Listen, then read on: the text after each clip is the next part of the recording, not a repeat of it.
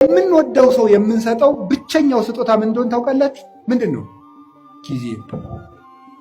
ጌታችን ኢየሱስ ክርስቶስ ለሚወዳቸው ሰዎች ጊዜ በመስጠት ነበር ፍቅሩን የሚገልጥላቸው። ምቹ ጊዜ ለብቻቸው ይሰጣቸው ነበር። ለቤተሰብ ጊዜ ሊኖር ሰው ባል ለሚስቱ ጊዜ ሊኖር ይገባል። ሚስት ለባል ጊዜ ሊኖር ይገባል። ለልጆች ጊዜ ሊኖራቸው ይገባል። ጊዜ እዚያ ውስጥ ጊዜ ከሌላችሁ እንደ ነፍሰ ገዳይ ናቸው። ለቤተሰቡ ጊዜ የሌለው ሰው፣ ለእናቱ ጊዜ የሌለው፣ ለአባቱ ጊዜ የሌለው፣ ለዘመዶቹ ጊዜ የሌለው። አሁን ጊዜ የለም። ለማንም ጊዜ አይሰጥም ሰው። ውላችሁም ገብታችሁ እንደ ዝንጀሮ ስልካችሁ ይዛችሁ ቁጭ። ዝንጀሮ ነው ይሄ። በቆሎ ይዝና አንዳንድ በቆሎ ይዞ ያምጉችላል። በቃ ግጦ ሲጨርስ በቃ እንደዚህ ነው። ጊዜ ክርስቶስ እንዴት ለቤተሰቦቹ ጊዜ እንደሚሰጥ ተመልከቱት። የማቴዎስ ወንጌል ምዕራፍ 13 ላይ ህዝቡን ሁሉ አብልቶ ሸኘ። አብልቶ ከሸኘ በኋላ የራሱ ቤተሰቦች ደግሞ አሉት። እነማን ናቸው? ሐዋርያት። እነሱን ከሸኘ በኋላ ቤት ገብቶ ደግሞ ለእነሱ ጊዜ ሰጣቸው። ተርጉምልን የቅድሙን አሉት።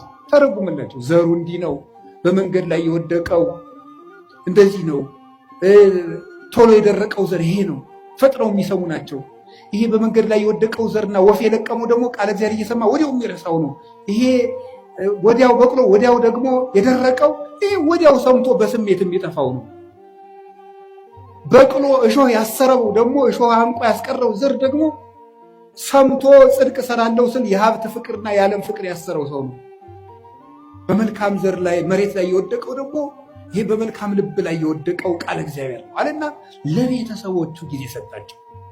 ክርስቶስ ለ5000 ሕዝብም ጊዜ ሰጠ፣ ለቤተሰቦቹም ጊዜ ሰጠ። ስራ ይበዛብኛል ስብሰባውዬ ነው የሚባል ያ ይሰራል።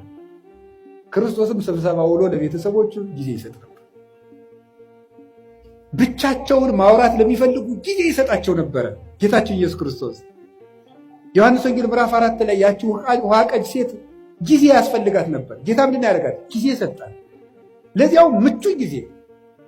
ከሰው መሃል ብታወራ የምታፍርበት ገመና ስለነበራት በስልት ሐዋርያት በራባቸው ሰዓት፣ እሷም ደግሞ ውሃ ለመቅዳት በምትመጣበት ሰዓት ሐዋርያትን ሂዱና ምሳ ገዝታችሁ ከተማ ነው አለ።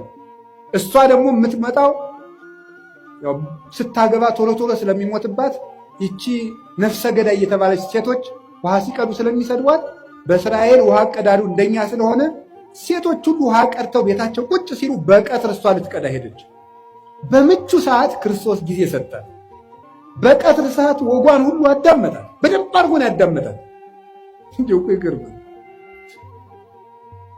እናንተ አሁን በቀትር ሰዓት ፀሐይ የመታችሁ እንኳን ክርስቶስ ያን ያህል አምላክ እንዲሁ ትልቅ ሰው ሆኖ ታዳምጣላችሁ። ጌታ ምቹ ጊዜ ሰጥቶ አዳመጣት። ስለዚህ ጊዜ ስለሰጣት እሷም ልቧን ለሱ ሰጠችው። ጊዜ መስጠት